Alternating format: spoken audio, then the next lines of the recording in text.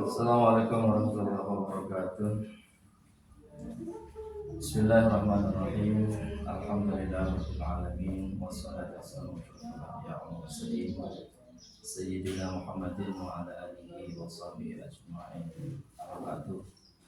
Yang hormati Bapak Kepala Kabupaten Jadul, Bapak Haji Muhammad Syaihu, segenap para karyawan, staf, kaula serta penyuluh yang hadir pada hari ini yang juga saya hormati.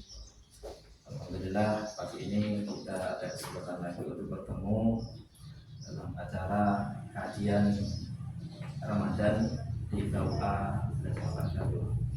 Yang kebetulan poin yang kita bahas pada hari ini tentang bagaimana menjamak sholat ketika dalam perjalanan, yang tentunya ada beberapa syarat ya yang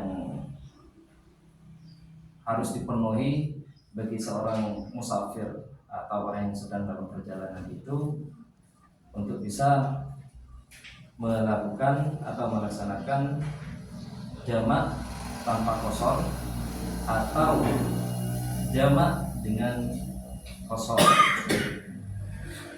Salah satunya ya keterangan yang ada dalam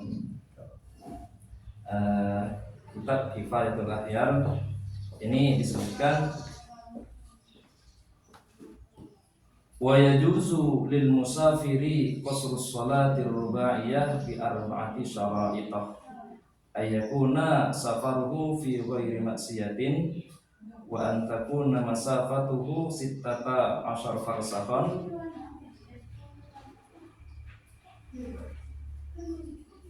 Di sini maka boleh bagi seorang musafir itu untuk mengqashar salat itu. Mengqashar itu meringkas jumlah rakaat yang rakaat salat yang 4 rakaat dijadikan 2 rakaat dengan beberapa syarat yang tentunya kita terpenuhi bagi seorang musafir. Ini syarat-syarat untuk orang yang akan melakukan sholat qashar. Yang pertama, antakuna safaruhu fi ghairi maksiatin, bahwa perjalanan itu fi ghairi maksiatin, bukan dalam rangka kegiatan maksiat. Ya, seperti contoh kalau di sini disebutkan seperti akan perjalanan membeli barang-barang yang memabukkan atau barang-barang yang dilarang oleh agama, itu namanya fi ghairi maksiat. Atau contoh yang konkret itu tidak melakukan dugem ya. Karena dugem itu kan tidak boleh. Itu termasuk juga larangan bagi orang yang melakukan salat qashar ketika perjalanan itu dalam rangka maksiat.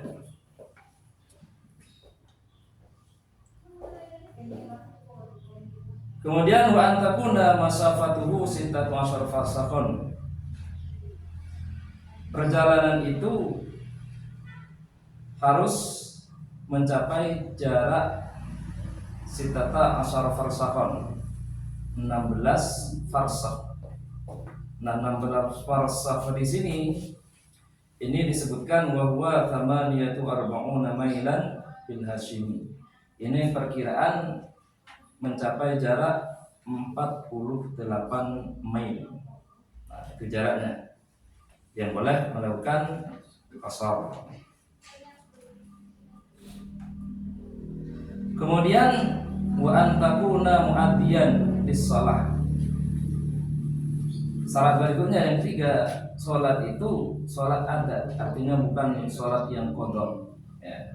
Memang misalkan kita perjalanan hari ini, sholat yang akan kita qashar, yang kita jamak qashar itu adalah memang sholat hari ini, sholat zuhur pada hari ini, bukan karena qadha dari sholat yang kemarin. Kalau qadha itu kebanyakan para ulama itu mengatakan tidak boleh. Jadi harus muaddiyan, sholat fard yang ada yang dilaksanakan pada hari ini. Kemudian wa ayyan wil qasrah ma'al ihram, harus berniat qasar sholat dalam takbiratul ihram. Jadi disebutkan qasran, bukan hanya jam'an malolok ya, yang madhul malolok, jamak malolok, tapi harus disebutkan juga qasran, niat qasar di dalam takbiratul ihramnya itu. Nah, kemudian bagi seorang musafir ini juga wa yajuzu lil musafiri ay yajma' bainal dhuhri wal asri wa bainal maghribi wal isya'i fi waqtin ayyihima sya'a. Boleh bagi seorang musafir itu untuk menjamak salat bainal dhuhri wal asri, di antara salat zuhur dan asar, wa bainal maghribi wal isya', dan di antara salat maghrib dan isya. Kapan? Fi waqti ayyihi masa'ah, di waktu mana saja yang musafir itu kehendaki.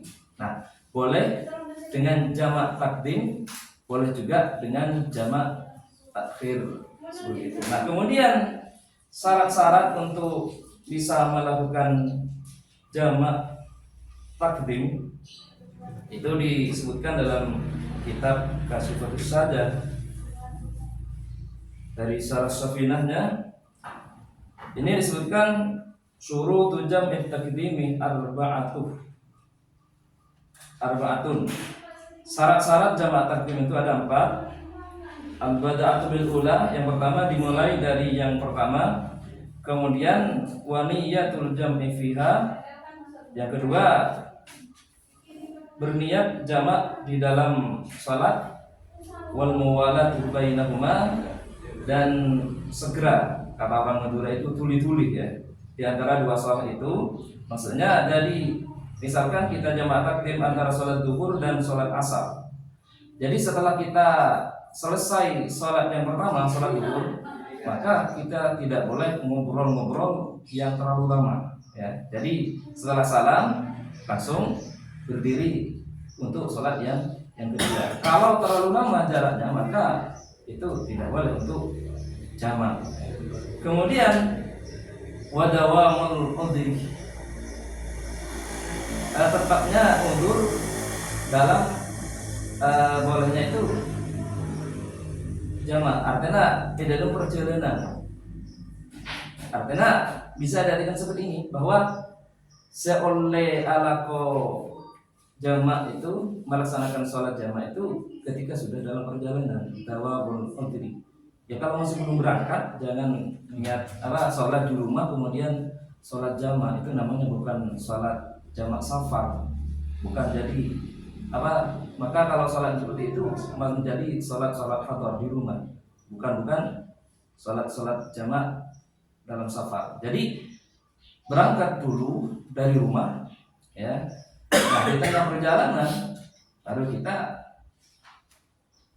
memilih antara sholat jamak takdim atau jamak takhir. Kalau belum berangkat, sholat di rumah itu namanya bukan sholat jamak, tidak boleh ya. Jadi menjadi sholat hadar, tidak boleh dijamak. Kecuali ada beberapa syarat yang kemudian diperbolehkan para ulama, yang insya Allah mungkin kalau ada waktu kesempatan yang berbeda kita akan bahas ini. Kalau ada kesempatan insya Allah bolehnya jamak fil hadar di rumah ya, karena ada beberapa syarat yang harus kita yang dilalui untuk bolehnya jamak fil hadar di rumah-rumah ya. Kemudian juga boleh untuk melakukan jamak takhir. Jamak takhir itu melakukan sholat di waktu yang kedua. Misalkan zuhur dan asar itu, kemudian zuhurnya itu dilaksanakan pada waktu salat asar, itu namanya jamak takhir.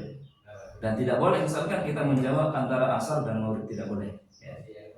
Jadi jamak itu zuhur dan asar, maghrib dan isya, subuh tidak boleh. Nah, syaratnya di sini Surutu jamak takhir itnani. Syarat untuk jamak takhir itu ada dua yang dalam kitab ini, Safinatus Saja, Safinatun Najah. Dalam syarahnya Kasifatus Saja ya. Niyatul takhir. Nah, ini yang jangan lupa ya. Bagi seorang yang akan melakukan jamak takhir itu niyatul takhir, niat untuk melakukan jamak takhir. Kapan? Itu di waktu sholat yang pertama itu masih ada ya.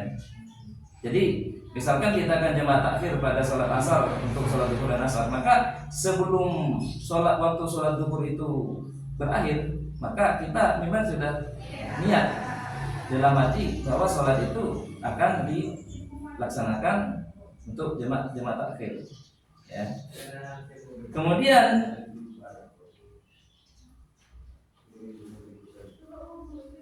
waqad baqiya min waqtil awwali ma yas'aha wa dawamul udri ila tamamit tsaniyah.